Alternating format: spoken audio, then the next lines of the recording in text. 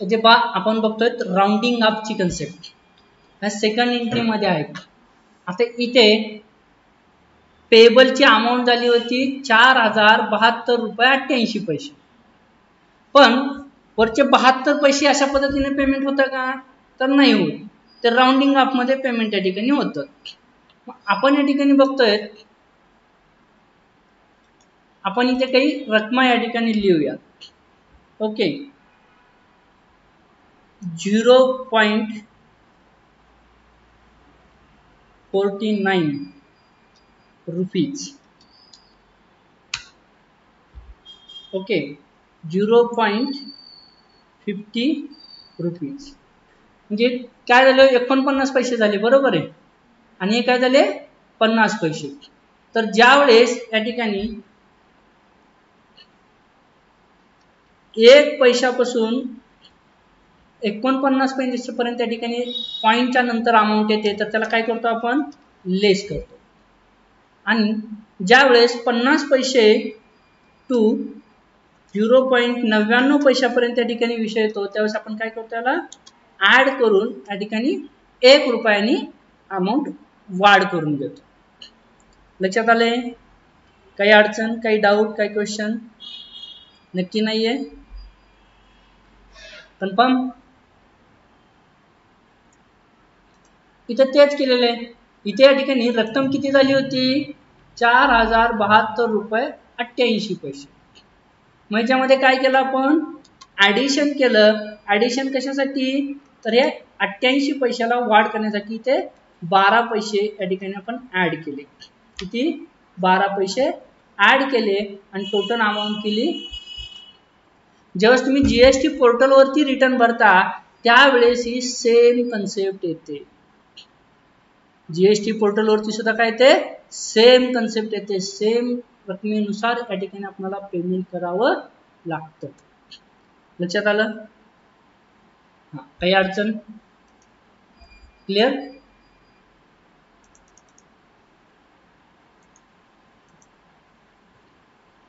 Back आलेलं आहे. पूर्ण कन्सेप्ट क्लिअर झाल्या? आता मे महिन्याची आपण अकाउंटिंग करतोय.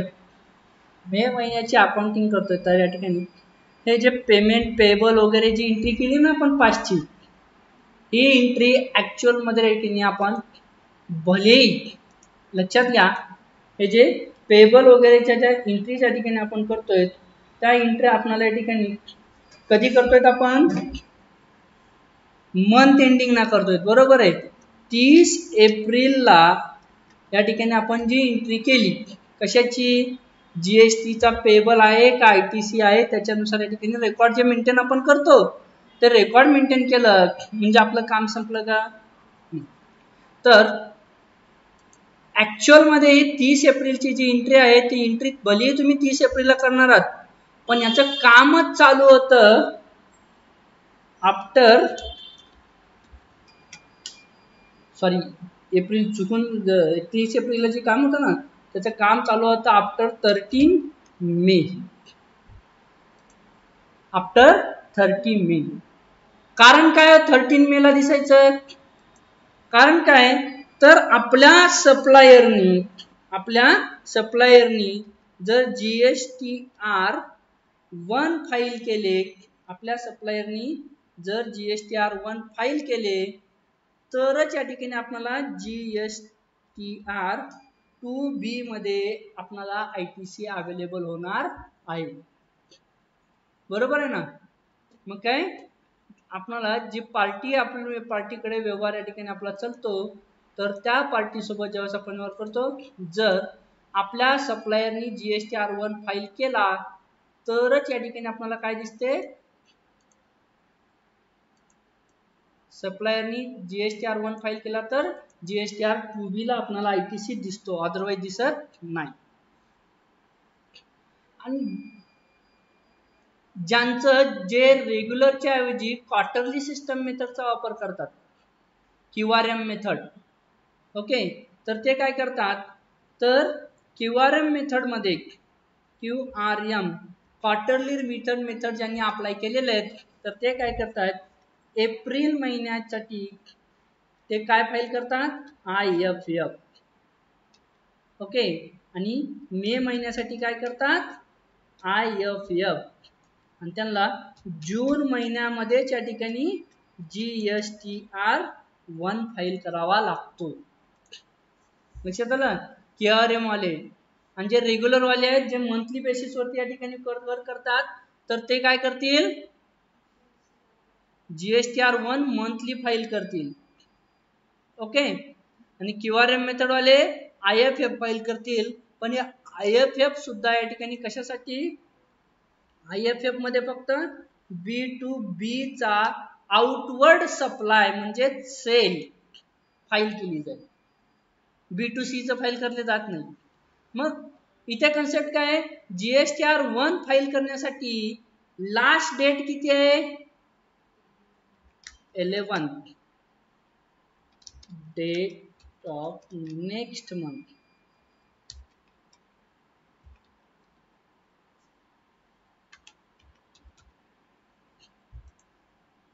अकरा तारीख आहे, 11 तारखेला या ठिकाणी ते काय करणार आहे GSTR1 फाईल करणार, शेवटची तारीख 11 तारीख, बरोबर आहे. आणि जर एखाद्या पार्टीने GSTR1 जर 11 तारखेच्या नंतर फाईल केला तर फाईल आफ्टर 11th, ओके, 11च्या नंतर फाईल केला तर काय इफेक्ट पडतो, ITC not allowed in GSTR2B. काय GSTR2B मध्ये ITC दिसणार नाही.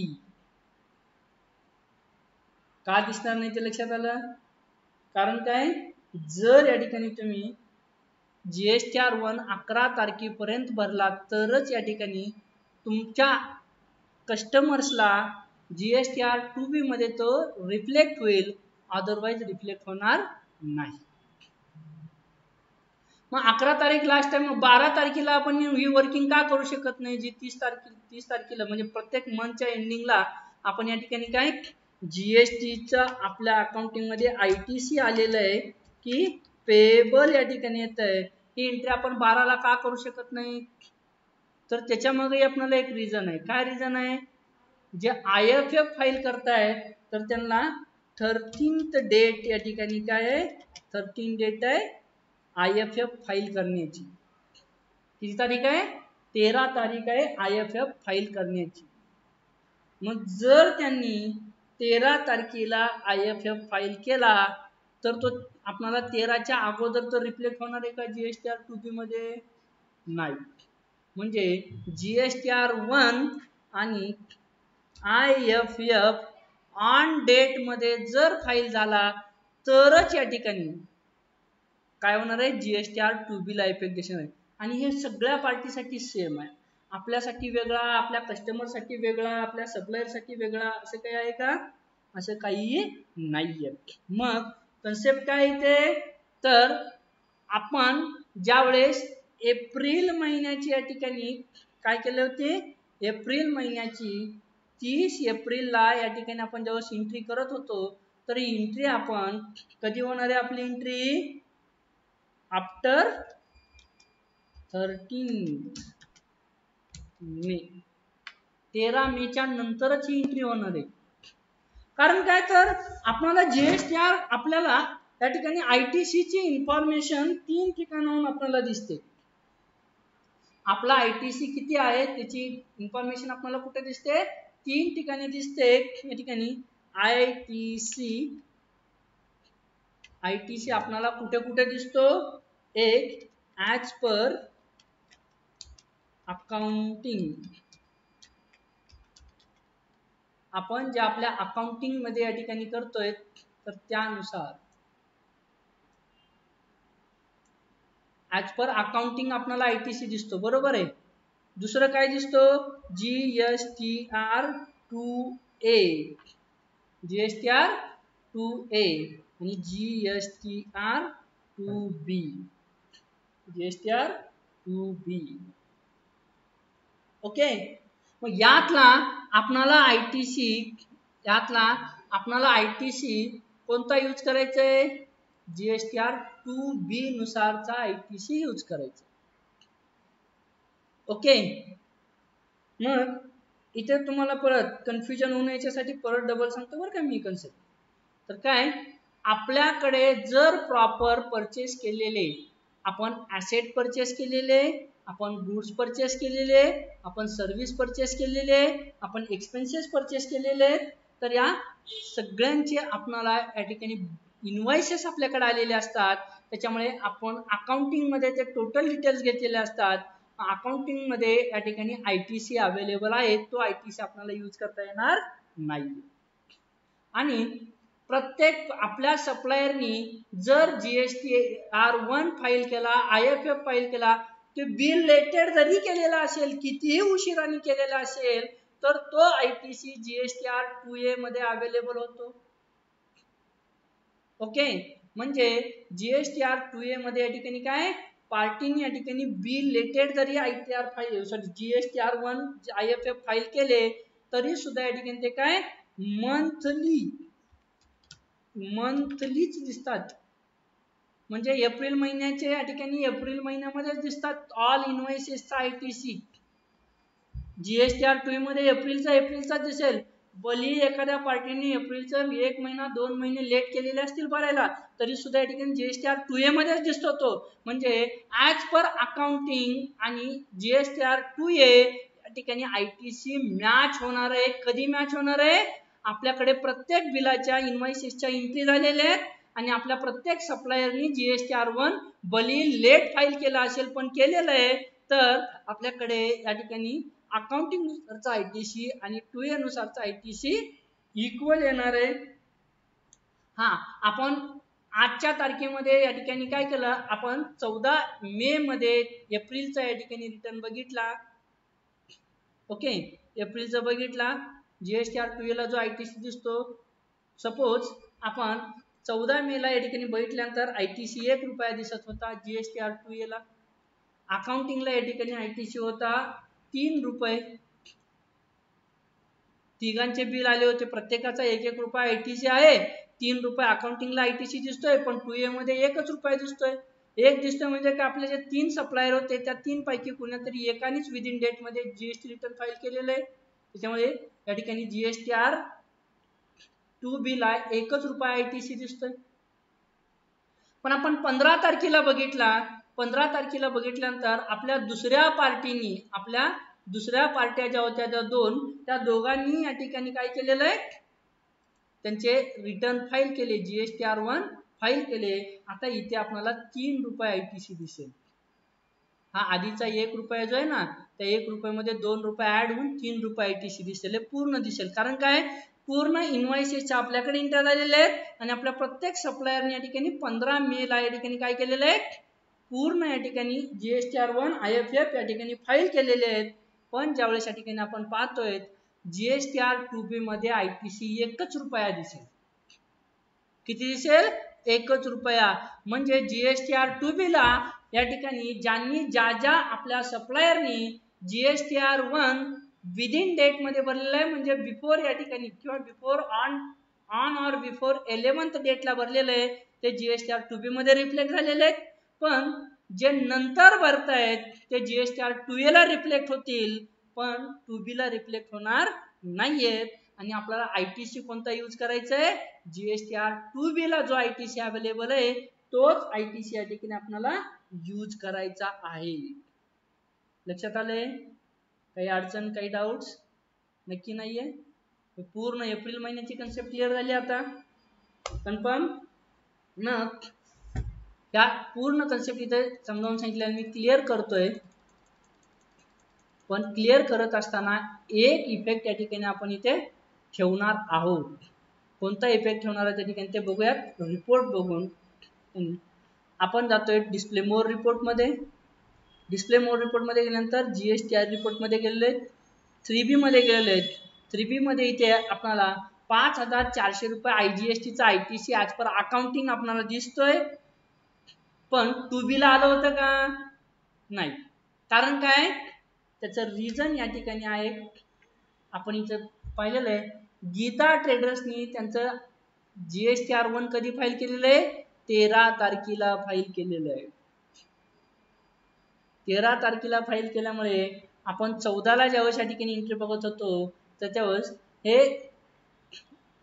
जे रक्कम आहे 5400 ची, तर ही 5400 ची रक्कम कुठे कुठे या ठिकाणी अवेलेबल आहे, तर या ठिकाणी आपण बघतोय इथे काय काय फरक पडला ती कन्सेप्ट या ठिकाणी विचार करतोय. इथे तुम्हाला लक्षात राहायच्यासाठी बॉटमला लिहितोय तिथे, कारण आपण ही लाईन तशीच ठेवणार आहोत मे महिन्याच्या एंट्र्या करत असताना, जे पेबलच्या एंट्री करताना या ठिकाणी आपल्याला लक्षात राहावं यासाठी. ओके, तर काय गीता ट्रेडर्सनी GSTR1 कधी फाईल केलं होतं? 13 मे ला फाईल केलं होतं. मग त्याचा ITC जो आहे GSTR2A ला या ठिकाणी GSTR2A ला या ठिकाणी अवेलेबल होता 5400. किती होता? 5400 या ठिकाणी अवेलेबल होता. ॲज पर अकाउंटिंग बघू शकता 5400 आहे आणि GSTR2A ला 5400 आहे. पण GSTR2B ला या ठिकाणी ITC किती होता? 0. हे कोणाचं बघतोय आपण? IGST चं. Okay, confirm? लक्षात आली? काही डाऊट, काही क्वेश्चन, काही अडचण असेल तर विचार. ओके, म्हणून हा ITC आपण यूज मध्ये घेतला नाही. मग हे जे आहे त्या ठिकाणी GSTR2A एप्रिल महिन्याचा जो होता तो एप्रिल महिन्याच्या GSTR1 मध्ये फाईल आलेली नाहीये, पण याचा इफेक्ट या ठिकाणी कुठे दिसतो? GSTR2B ला कोणत्या महिन्यात दिसणार आहे ते 5400 रुपये? IGST चे मे महिन्यामध्ये दिसणार आहे. हे त्याला मे महिन्यामध्ये अवेलेबल होणार आहे. जर त्यांनी रिटर्न भरलं नसतं तर या ठिकाणी ते GSTR2A लाही दिसले नसते आणि 3B ला GSTR2B लाही अवेलेबल झाला नसता. लक्षात आलंय? मग आपण या ठिकाणी बघूयात आता मेच्या एंट्र्या पेमेंट करायचं काम आपण GSTचं कधी करतो? GST पेमेंट कधी करतो आपण? 13 तारखेच्या नंतर. 14 तारखेपासून तुम्ही 14 ते 20 मध्ये कधीही करू शकता. मग आपल्याकडे 14 मेचा डेट आली आहे का आणखीन? नाही, त्याच्यामुळे पेमेंटचा विषय येणार नाहीये. तर बॅक येतोय आपण पुढच्या एंट्रीच्या ठिकाणी बघतोय, व्हाउचर मध्ये या ठिकाणी गेलेलो आहेत. इथे मे महिन्याच्या एंट्रीच्या ठिकाणी आपण पाहणार आहोत. मे महिन्यामध्ये 4 एंट्रीच्या ठिकाणी आपल्या झालेल्या आहेत. किती एंट्रीज आहेत? 4. आणि या ठिकाणी काय सांगितलं होतं? 4 मध्ये सगळ्यांनी GSTR1 IFF विदिन डेट मध्ये फाईल केलंय असं सांगितलेलं आहे. ओके, मग आता एंट्रीज, फर्स्ट एंट्री परचेस झालेला आहे गीता ट्रेडर्स सुरत कडून 2 मे ला. कधी झालेले? 2 मे ला. F2 प्रेस केलंय, इथे डेट 2 मे टाकली आपण. परचेसची एंट्री आहे F9 परचेस केल्या. या ठिकाणी बिल नंबर तिथे दिलं नसल्यामुळे काहीतरी मनाने टाकून घेतोय, रिअल मध्ये ऍक्च्युअल टाकायचे. गीता ट्रेडर्स सुरत कडून या ठिकाणी आपण परचेस केलेले आहे. यावेळेस जी परचेस झालेली आहे ती किती टक्क्याची परचेस आहे ते बघायचं आहे. किती टक्क्याची परचेस आहे? 18% वाला प्रोडक्ट आहे. अगोदर 12% वाला होता. इथे परचेस 18%. एंटर प्रेस केलं. किती रुपयाची परचेस आहे? 2,35,500 ची. 2,35,500. इथे डिटेल सेव्ह केलं. इथेही तुम्हाला कन्फ्युजन होत आहे का? ओके, ही जी स्क्रीन नको असेल तरी नको असलेली ही स्क्रीन आपल्याला स्टॉप करून ठेवता येते. इथे F12 प्रेस केल्यानंतर इथे GST डिटेल्स मध्ये ऑप्शन येतो. काय ऑप्शन आहे? GST डिटेल्स मध्ये modify GST and HSN rate details. त्याला जर तुम्ही नो ठेवलात आणि ते सेव्ह केले कन्सेप्ट, आता तुम्ही बघू शकता एंटर केला. तिथे एंटर केल्यानंतर तुम्हाला डिटेल्स विचारली का? नाही. परत दाखवतोय तुम्हाला. आता F12 प्रेस करतोय, मॉडिफाय GST आणि HSN डिटेल रिलेटेड डिटेल्सचा ऑप्शन या ठिकाणी यस करतोय आणि सेव्ह करतोय. आता तुम्ही रकमेवर एंटर करून बघा, डिटेल्स अवेलेबल झालेली आहे. ओके, मग आपल्याला सध्या तर याची गरज नाहीये. मग वेळ वाचवण्यासाठी आपण हे ऑप्शन नो करतोय. जिथे गरज असेल तिथे तुम्ही यस ठेवू शकता. आलंय. मग इथे CGST लागेल का IGST लागेल? Input IGST. आले. एंट्री झाली. काही डाऊट्स, काही अडचण? नक्की नाहीये. ओके. खाली डिटेल टोटल जी आहे ती टोटल इथं तुम्हाला थोडं त्या आधीचे नोट्स आपण ठेवल्यामुळे 2,77,890 रुपये आलेले. म्हणजे राउंडिंग अप करायची गरज आहे की काही? इथंच लक्षात येऊन जातं पैसे कसे दिसाले त्याच्यानुसार. Control S save. मे महिना लक्षात आला. मे महिन्याची पहिली एंट्री. दुसरी एंट्री या ठिकाणी किती आहे? 15 मेला आहे. मग 15 मेच्या अगोदर आपण आता इथे 14 तारखेला आपण ते GST पेबलच्या एंट्र्या कंप्लीट करून घ्यायच्या. ओके. तुम्ही 15ला केलं तरी अडचण नाही. आणि ते केल्यानंतर या ठिकाणी आपण काय केलं तर जे एप्रिल महिन्यामध्ये जे पेमेंट निघालेलं होतं ते पेमेंट या ठिकाणी आपण देऊन टाकलं. या पेमेंटमध्ये या ठिकाणी आपल्याला एंट्री करावं लागेल.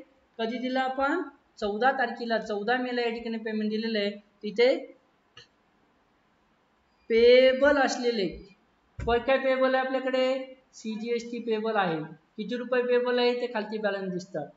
4,073 रुपये. परत इथे डेबिट केलेलं आहे SGST पेबल सेम आहे. परत डेबिट केलं. IGST पेबल आहे. IGST पेबल किती आहे? IGST पेबल 6,525 रुपये. हे टोटल पैसे. इथे मी कॅश दाखवतोय. जे ऑनलाईन दिले असतील ऑनलाईन, कॅशने दिले असतील कॅश. ज्या पद्धतीने इथं आपण पेमेंट केलेलं आहे तिकडचे पेमेंट कसं करता येतं आपण ऑलरेडी बघितलेलं आहे. डाऊट वाटला तर आपण परत ती क्लिअर करूयात. ही एंट्री आता होणार आहे. ओके. कंट्रोल ए सेव्ह झाली एंट्री. तर एंट्री झाल्याचा इफेक्ट बघा. जे आपण एप्रिल महिन्याचे पेबल्स दाखवले होते इथे बॅलन्स शीटला पेबल्स दिसत होते. आता इथे ड्युटीज अँड टॅक्सेस मध्ये आलोय. तिथे काही पेबल दिसतंय का? IGSTचा इनपुट IGST तेवढं दिसतंय आहे ना, कारण त्याचा मागच्या महिन्याचा अकाउंटिंग मध्ये अवेलेबल होता. एंटर करतो इथे. हा मागच्या महिन्याचा अकाउंटिंग मध्ये अवेलेबल होता. GSTR 2A मध्ये अवेलेबल होता. पण तो GSTR 2B मध्ये रिफ्लेक्ट झाला नसल्यामुळे आपल्याला तो यूज करता आलेला नव्हता. आता चालू महिन्यातला जर हा तर GSTR 2B ला रिफ्लेक्ट होणार आहे आता. कारण काय? इथे त्यांनी रिटर्न भरलेलं आहे. म्हणजे GSTR 2B ला या ठिकाणी मे मध्ये जो GSTR 2B आपण बघणार आहोत त्याच्यात अवेलेबल होणार आहे हा.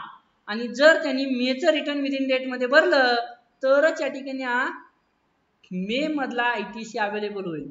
आणि इथं झालेलं आहे म्हणून सांगितलंय ते पुढे आपण एंट्री बघणारच आहोत. त्याची वाउचर्स पुढची एंट्री एफएच सेल मध्ये करतोय. किती तारखेला सेल झालेली आहे? पुढची 15 मेला झालेली आहे. F2 प्रेस केलं. 15 मे या ठिकाणी डेट घेतली. बिल नंबर 3 पार्टी कुणाला झालेली आहे? सचिन ट्रेडर्स हैदराबाद. सचिन ट्रेडर्स हैदराबाद. मग आपण इथे Sachin traders okay. Sachin traders हा बसव कल्याण आहे. बरोबर आहे. आता बसव कल्याणवाली पार्टी वेगळी, हैदराबादवाली पार्टी वेगळी. इथं परत तुम्हाला खातं तयार करून घ्यावं लागेल. सचिन ट्रेडर्स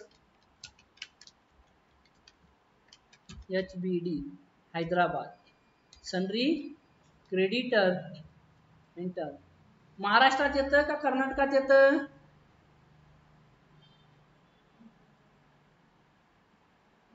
हैदराबाद कुठे येतं? तेलंगणामध्ये येतं. इथं तेलंगणा सिलेक्ट करायचा. सॉरी सेल होते ना. हा सनरी डेटर्स. आता बा नावात साध्य माल म्हणजे एकाच मालकाचे असू शकतात आणि वेगवेगळ्या मालकाचे असू शकतात. एक तेलंगणाचा GST नंबर सांगा.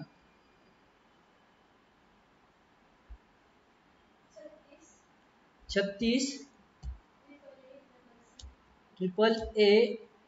AAACCC 1647 E1Z2. आता इथे पॅन नंबर टाकणं गरजेचं आहे. पॅन नंबर टाकायचा आहे AACC 1647E. कंट्रोल ए सेव्ह. आलं लक्षात? कंट्रोल ए सेव्ह. किती टक्क्याची सेल आहे? 18% सेल आहे. इथे आपण सेलची एंट्री बघतोय तर जीएसटी सहित 1,49,950 रुपये आहेत. 1,49,950 इन्क्लुझिव्ह मध्ये टाकलं कारण याच्यात जीएसटी सुद्धा इन्क्लूड आहे म्हणून इथे टाकलं. एंटर केलं, लेस करून अमाऊंट घेतली. इथे आउटपुट आयजीएसटी हे पैसे 27 पैसे 73 पैसे बघितले तर रक्कम खालती बरोबर 1,49,950 आलेले. इथे राउंडिंग अप करायची गरज नाहीये. कंट्रोल ए सेव्ह. आली एंट्री. नेक्स्ट पुढची एंट्री कितीला आहे? 22 मेला झालेली आहे. परचेसची एंट्री आहे टाटा कंपनीकडनं. मग इथे F9 परचेस केलं 22 मे. टाटा कंपनीकडून बिल नंबर टाकला. टाटा कंपनीचं खाता ऑलरेडी आहे. एंटर केलं. परचेस, पण परचेस किती पर्सेंटेजचे आहे ते आपल्याला इथं पाहावं लागेल. कितीचे आहे? 18चीच आहे. मग परचेस 18. एंटर. किती रुपयाची परचेस झालेली आहे? 1 lakh. 1 lakh input CGST input SGST. Okay, rounding अपची गरज नाही. कंट्रोल ए सेव्ह केलं. त्यानंतर सेलची एंट्री आहे. F8 प्रेस केला आपण सेलला. किती तारखेला सेल आहे? 30 मेला सेल झालेली आहे. कोणाला? टीना कंपनीला. 30 मेला टीना कंपनीला सेल झालेली आहे. 30 मे टीना कंपनी बिल नंबर 4. टीना कंपनी सॉरी, आता बा इथे बऱ्याच वेळेस गडबड होते बरं का. आता इथे आपण पार्टी चुकून घेऊन पुढे गेलो होतो. इथे टीना कंपनी घेतला. इथे कंट्रोल ए सेव्ह केल्यानंतर पुढे निघून गेलोत ना आपण. आहे इथे तर इथे पार्टी डिटेल्स एक कन्सेप्ट येते. इथे F11 प्रेस करायचं आहे. सॉरी, F12 प्रेस करायचं आहे. F12 मध्ये या ठिकाणी ऑप्शन काय? प्रोव्हाइड बायर्स डिटेल म्हणून ऑप्शन आहे ना. हा ऑप्शन आपण येस करतोय आणि सेव्ह करतोय. काही जण हे ऑप्शन न ठेवतात. मग असे गडबड झाल्यानंतर काही वेळेस काय होतं, हे जे एक्स्ट्राची स्क्रीन येते ना, इथे टीना कंपनीच्या ऐवजी असं टाटा कंपनीच राहून जातं. सॉफ्टवेअर टेक्निक आहे, सॉफ्टवेअरचा एरर आहे तो. काही ठिकाणी झालेलं आहे, घडलेलं आहे. त्याच्यामुळे असं जर घडलं, एकतर त्या वाउचरच्या पूर्ण बाहेर यायचं आणि परत एंट्री करायची. अदरवाईज ही डिटेल येस ठेवायची, इथं बघायची. असं जर टाटा कंपनी असेल तर तुम्हाला इथे सुद्धा चेंज करून घ्यायचं आहे टीना कंपनी. ओके, लक्षात आलं? सेल्स 18%, 93,720 रुपये. 93,720. Enter. Output CGST output SGST. इथे मात्र या ठिकाणी 1 पैशाची अमाऊंट आलेली आहे खाली. बरोबर आहे, रक्कम आलेली आहे 93,720 रुपये 1 पैसे. मी ते आर प्रेस करून घेतला. आपण त्याच्यात सेटिंग केल्यामुळे ऑटोमॅटिक तो मायनस करतो. आपण भेटला 49 पैशापर्यंत मायनस करायचे. 50 पैसे ते 50 पैशाच्या पुढे आले तर त्यात पैसे ऍड करून त्याला 1 रुपये करायचे. सेव्ह. एंट्रीज झाल्या. एंट्रीज झाल्यानंतर बॅक येतोय. आपण डिस्प्ले मोर रिपोर्ट यामध्ये येतोय. जीएसटी रिपोर्ट मध्ये जीएसटी R1 मध्ये पाहतोय. इथे काही एरर आहे का? नाहीये. इथे जास्त वेळ घालायची गरज नाही. बॅक 3B मध्ये इथे काही एरर आहे का? नाहीये. आता इथे वर्किंग या ठिकाणी आपण बघतोय तर आपल्याला लक्षात आलं की ही जी वर्किंग आपण सगळी बघितली एप्रिल महिन्याची बघितली. आपल्याला बघायची कधीची? मे महिन्याची. असा प्रॉब्लेम येत नाही इथे कारण आपण पुढच्या एंट्री केलेल्या असतात जूनच्या आणि 14 जूनला आपण विचार करतो त्या वर्किंगचा. ओके, त्याच्या अगोदर फक्त जीएसटी R1 मधले बघतोय. जीएसटी R1 मध्ये हे पण एप्रिलचं दिसतं. इथे F2 प्रेस केलं 1 मे 31 मे. आलं का? इथे एरर आहे का? काही नाहीये. एस्केप प्रेस करतोय. 3B मध्ये येतोय. F2 प्रेस करतोय 1 मे 31 मे. इथं आलेलं आहे. काही एरर आहे का? नाहीये. ओके, आणि इथे या ठिकाणी आपण पाहिलं होतं की प्रत्येक सगळ्या पार्टीनी जीएसटीचे रिटर्न विदिन डेट मध्ये भरलेले आहेत. Okay, GSTR1 and IFF file on or before due date. आपल्या सगळ्या सप्लायरनी या ठिकाणी on or before due date मध्ये या ठिकाणी भरलेले आहेत. त्याच्यामुळे आपल्याला या सगळ्या बिलाचं ITC 2B मध्ये सुद्धा अवेलेबल होणार आहे. लक्षात आले. आपण इथे या ठिकाणी येतोय, इथे पाहतोय इथली एक रक्कम IGST चा ITC किती दिसतोय ते आपण इथे लिहून घेणार आहोत. IGST चा ITC किती दिसतोय 42,390 रुपये. ओके, कुण्या महिन्याचा आहे मे महिन्याचा. यात प्लस होणार आहे एप्रिल महिन्याचा त्यांनी लेट मध्ये फाईल केल्यामुळे हा 5,400 सुद्धा त्यांना या ठिकाणी कधी अवेलेबल होणार आहे चालू मंथ मध्ये या ठिकाणी अवेलेबल होणार आहे. मग किती होतात ते 42,590 मध्ये 5,400 ऍड केल्यानंतर 790. ओके, तर ऍज पर अकाउंटिंग आणि थोडं इथे जास्त देतो.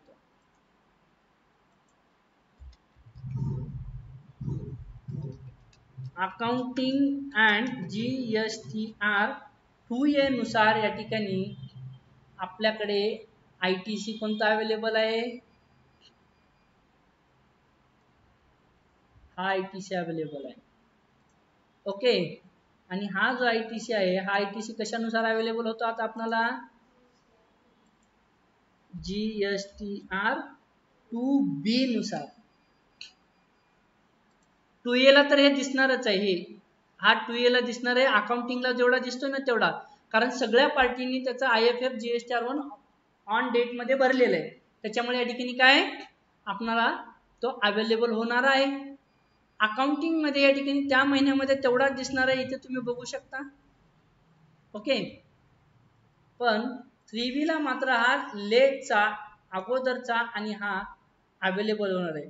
म्हणजे 42,390 मे महिन्यामधला ITC आणि एप्रिलचा लेट झाल्यामुळे GSTR 2B मध्ये 5,400 दिसतो आणि 2B ला या ठिकाणी टोटल 47,790 रुपयाचा ITC अवेलेबल झालेला आहे. बॅक येतोय. आता इथे एंट्री करतोय आपण F7 जर्नल मध्ये.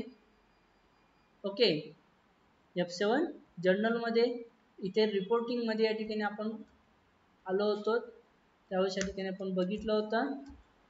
इथे आपण इथे मॅन्युअली वर्किंग केलेली होती. इथे आपण पाहू शकतोय ITC इथं आपण घेतलंय 47,790. इथे मात्र या ठिकाणी टोटल पेमेंट झाल्यानंतर आपल्याला GSTचं पेमेंट निघालेलं आहे का, तर नाही. आपल्याकडे ITC अवेलेबल झालेला आहे. काय ITC अवेलेबल आहे तिघांचाही. ती एंट्री टॅलीमध्ये कशी करायची या ठिकाणी आपण पाहतोय. एंट्री होते 31 मे ला. हा ऍक्च्युअल एंट्री आपण 14 जूनला करतोय. ओके, 13 जूनच्या नंतर या एंट्रीचं काम आपण चालू करणार आहोत. पण अकाउंटिंग मध्ये मात्र किती तारखेला करणार आहोत आपण हे 31 मे ला. इथे घेतला आउटपुट IGST 22,873.73 आलं. इथे क्रेडिटला इनपुट IGST या ठिकाणी आपण घेतलं पूर्ण पेमेंट घेऊन बाकीचा ITC इथे शिल्लक राहणार आहे. एवढीच एंट्री पास करायची. ITC जर तुम्हाला ITC किती शिल्लक राहिला याचे बघायचं आहे तर ते नंतर एक सेपरेट एंट्री पास करूयात. एकदाच मिक्स करून घेताना खूप कन्फ्युजन होतं. आपल्याला इथे IGSTचं सगळं पेमेंट या ठिकाणी ITC मधूनच जात आहे. क्लिअर, ही झाली एंट्री सेव्ह. मग हा इथे जी कन्सेप्ट लिहून घेतली होती आपण, ही कन्सेप्ट लक्षात आली का, कशासाठी रेकॉर्ड ठेवलं होतं ते क्लिअर झाले. त्याला आपण ते कॅन्सल करूयात.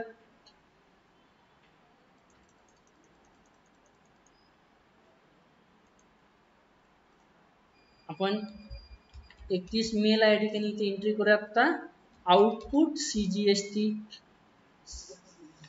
48.14, इनपुट CGST इनपुट CGST किती ते 14 पैसे मायनस होऊन जातात राऊंडिंग अप मध्ये, आपल्याला ते भरण्यात येत नाहीत, त्याच्यामुळे इथे 14 पैशाच्या ऐवजी 7148च ITC वापरला जाईल, बाकीचे राऊंडिंग अप मध्ये पडतील आपल्या अकाउंटिंगला. ओके, आलं काय परत राऊंडिंग अपची कन्सेप्ट लक्षात? परत एंट्री इथं आपण करतोय, आउटपुट SGST 7148.14, इनपुट SGST इथे 14 पैसे कॅन्सल, राऊंडिंग अप. आले? मे महिना लक्षात आला? काही डाऊट, काही अडचण, काही क्वेश्चन? ओके, मग मे महिन्यामध्ये या ठिकाणी आपण याची कन्सेप्ट बघू. इतक्या कन्सेप्ट लक्षात आलेले आहेत? काही अडचण, काही डाऊट्स? ओके, आपण इथे थांबूया.